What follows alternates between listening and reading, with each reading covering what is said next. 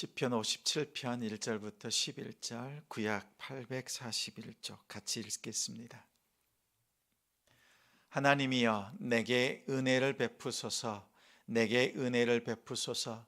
내 영혼이 주께로 피하되 주의 날개 그늘 아래에서 이 재앙들이 지나가기까지 피하리이다. 내가 지존하신 하나님께 부르짖으며 곧 나를 위하여 모든 것을 이루시는 하나님께로다. 그가 하늘에서 보내사 나를 삼키려는 자의 비방에서 나를 구원하실지라. 셀라. 하나님이 그의 인자와 진리를 보내시리로다. 내 영혼이 사자들 가운데서 살며 내가 불사르는 자들 중에 누웠으니 곧 사람의 아들들 중에라. 그들의 이는 창과 화살이요 그들의 혀는 날카로운 칼 같도다. 하나님이여, 주는 하늘 위에 높이 들리시며 주의 영광이 온 세계 위에 높아지기를 원하나이다. 그들이 내 걸음을 막으려고 그물을 준비하였으니 내 영혼이 억울하도다. 그들이 내 앞에 웅덩이를 팠으나 자기들이 그 중에 빠졌도다. 셀라. 하나님이여, 내 마음이 확정되었고 내 마음이 확정되었사오니 내가 노래하고 내가 찬송하리이다. 내 영광아 깰지어다. 비파야 수금아 깰지어다. 내가 새벽을 깨우리로다. 주여, 내가 만민 중에서 주께 감사하오며 문나라 중에서 주를 찬송하리이다.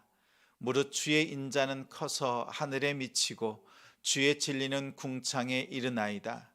하나님이여, 주는 하늘 위에 높이 들리시며 주의 영광이 온 세계 위에 높아지기를 원하나이다. 아멘. 새벽을 깨우는 방법, 새벽을 깨우는 방법이라는 제목으로 말씀 전합니다. 시편에 새벽을 대표하는 말씀이 있습니다.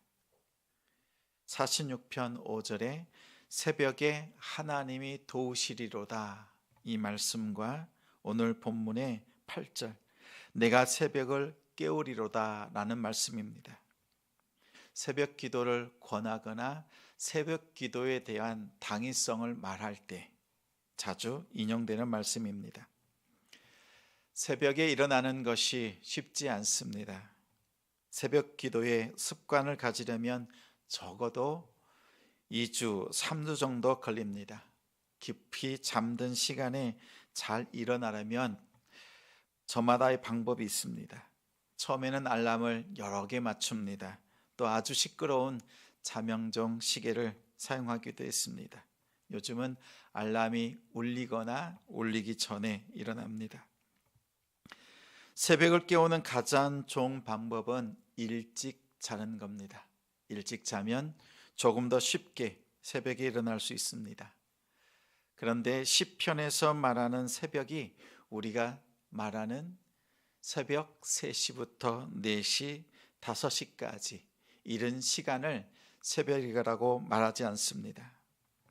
한밤중에 어둠이 가장 깊은 때가 자정이라고 생각되지만 실제는 새벽입니다.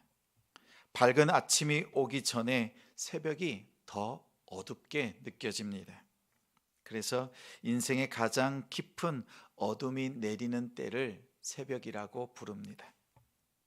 가장 공고한 날이 거듭될 때, 깊은 골짜기를 지날 때, 인생의 깊은 골짜기를 느낄 때 새벽이라고 비유합니다. 기억하십시오. 새벽이 지나면 곧 아침이 됩니다. 57편 1절에 표제어가 있습니다. 다윗이 사울을 피하여 굴에 있던 때에 지었던 찬양시입니다. 사무엘상 24장의 사건이 그 배경입니다. 다윗을 쫓던 사울이 용변을 보려고 굴에 들어갔습니다. 그 안에 다윗과 그의 일행들이 깊이 숨어 있었습니다. 다윗은 사울을 죽일 수 있는 절호의 기회, 그 기회를 잡았지만 하나님이 기름 부은 사울을 죽이지 않았습니다. 옷자락만 베었습니다. 그리고 오늘 1절에 보니 하나님이여, 내게 은혜를 베푸소서. 내게 은혜를 베푸소서라고 2번 고백합니다. 사울을 죽일 수 있는 결정적인 기회를 하나님께서 주신 은혜라고 생각하지 않았습니다. 오히려 3절에 하나님의 인자와 진리를 덧입는 것, 그것을 은혜라고 고백합니다. 여전히 사울의 창과 칼이 다윗을 향하고 있지만 이보다 더 크고 강력한 하나님의 은혜가 자신을 향하고 있음을 깨닫고 고백한 것입니다. 우리의 인생이 깊은 동굴처럼 느껴질 때가 있습니다. 출구가 보이지 않을 때 정말 두렵습니다. 언제까지 이 어둠이 지속될까? 그 두려움이 앞섭니다. 그럴 때에도 우리 성도들은 기억하십시오. 하나님의 은혜가 여러분을 향하고 있습니다. 그 은혜가 느껴지지 않는다고 해서 하나님의 은혜가 없는 것 아닙니다. 어떤 순간에도 하나님의 은혜는 고갈되지 않습니다. 다윗처럼 하나님의 은혜를 구하고 노래하는 성도가 되시길 바랍니다. 5절에 다윗은 이렇게 고백합니다. 하나님이여, 주는 하늘 위에 높이 들리시며 주의 영광이 온 세계 위에 높아지기를 원하나이다. 비록 자신은 어두운 굴에 갇힌 신세가 되었지만 다윗을 향한 하나님의 은혜를 통해서 하나님이 높아지기를 원했습니다. 하나님의 은혜를 구하는 목적이 하나님이 높아지는 것입니다. 인생의 새벽을 만났을 때 그 새벽을 깨우는 비결은 하나님의 은혜 속에 들어가는 것입니다. 오히려 그때는 깊은 어둠 속에 놓여 있는 자신을 발견할 때입니다.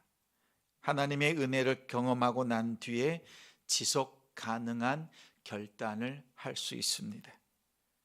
7절의 분위기가 바뀝니다. 아주 경쾌한 분위기라고 생각됩니다. 하나님이여, 내 마음이 확정되었고 내 마음이 확정되었사오니 내가 노래하고 내가 찬송합니다 라고 고백합니다. 마음을 고정했다는 뜻입니다. 확정했다는 것은 확실하게 정했다는 말입니다. 그 마음을 하나님께로 고정했습니다. 8절에 다윗은 자기 영혼을 향하여서 외칩니다. 내 영광아 깰지어다. 여기서 영광은 영혼을 의미합니다. 내 영혼아 분발하라 라는 말입니다. 비파야 수금아 깰지어다. 그동안 내려놓았던 비파와 수금을 들고 하나님을 찬양하겠다는 고백입니다. 그리고 이어서 내가 새벽을 깨우리로다 이렇게 고백했습니다. 사실 여기에서 하나님이 새벽을 깨워주셨으면 좋겠습니다 라는 고백으로 생각되지만 실은 새벽을 깨우는 주체가 내가입니다. 자신이 새벽을 깨우겠다고 합니다. 하나님이 나의 어두운 시간을 제거해 주시고 해결해 주세요 라는 고백이 아니라 하나님, 내가 새벽을 깨우겠습니다 라고 결단했습니다. 하나님이 은혜 주셔서 우리로 하여금 결단하고 능히 감당케 하십니다. 우리의 결단보다 하나님의 은혜가 앞설 때 우리는 능히 감당할 수 있습니다. 하나님의 은혜가 임하고 말씀이 임하고 성령이 임했을 때 그때 결단할 때 지속 가능한 우리의 삶으로 변합니다. 다윗은 은혜를 받고 결단했습니다. 스스로 자기 인생의 어두운 새벽을 깨우겠다고 합니다. 그 비결이 9절부터 10절 말씀입니다. 보면 첫째, 내가 만민 중에 주께 감사하겠습니다. 감사로 하나님께 나아가는 것이 그 비결입니다. 새벽을 깨우고 깨뜨리는 비결입니다. 둘째는 9절에 보면 주를 찬양하겠다고 합니다. 주님을 찬양하는 것이 두 번째 비결입니다. 10절에는 주의 인자와 주의 진리를 노래하겠습니다. 우리 인생의 새벽을 만났을 때 극복하는 방법은 하나님의 은혜를 사모하고 하나님이 주신 그 은혜 속에서 마음을 확정하고, 그리고 감사와 찬양, 하나님의 인자와 은혜와 진리를 노래하는 것입니다. 가장 힘든 순간에 하나님께 감사할 수 있는 사람, 찬양하는 사람, 인자와 진리를 노래하는 그 성도에게 하나님께서 어둠을 제하여 주시고 밝은 빛으로, 아침으로 인도하십니다.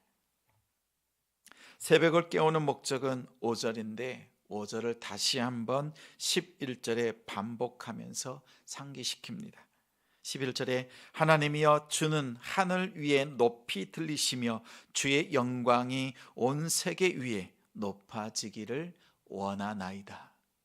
다윗은 자신의 삶을 통해서 문제가 해결되는데 그치지 않고 하나님이 영광 받으시는 것, 하나님이 높아지는 것을 사모하면서 그의 삶을 살아냈습니다. 우리 역시 새벽을 깨우는 공동체로서, 한 사람으로서 하나님 앞에 영광과 하나님을 높여드리는 복된 삶이 되길 소망합니다. 새벽 깊은 곳에 잠들어 있는 우리 영혼들, 우리의 심령들을 깨우고 우리 가족들을 깨우고 하나님 앞에 믿음으로 나아갑시다. 인생의 새벽 가운데서 그 새벽을 이기는 비결은 주님께 감사하고 찬양하고 인자와 진리를 노래하는 데 있습니다. 오늘 하루 이 비결 속에서 하나님을 높여드리는 우리 성도들, 우리 가정이 되시기를 주님의 이름으로 축원합니다.